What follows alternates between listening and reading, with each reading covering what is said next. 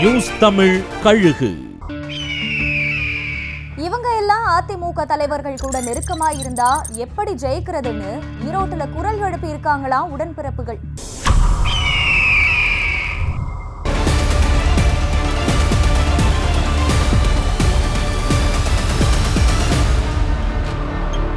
ரெண்டாயிரத்தி 26 தேர்தலில் ஜெயிக்க மண்டல பொறுப்பாளர்களை நியமிச்சு பணிகளை தொடங்கி இருக்கு திமுக.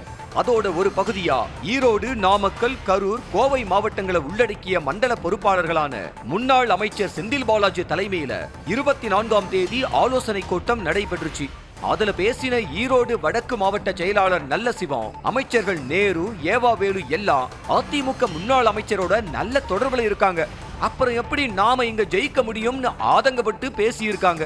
நானும் பேசிட்டு தான் இருக்கேன், குறைச்சிக்கிறேன் அப்படின்னு முத்துசாமி கூட்டத்திலேயே பதில் சொல்ல, துணை பொதுச் செயலாளர் அந்தியூர் செல்வராஜ் என்ன யாருமே மதிக்கிறது இல்ல அப்படின்னு புகார் வாசிக்க, செங்கோட்டையனுக்கு எதிராக பலமில்லாத வேட்பாளரை போடுறது ஏன்னோ கேள்விகள் முன்வைக்கப்பட்டிருக்கு.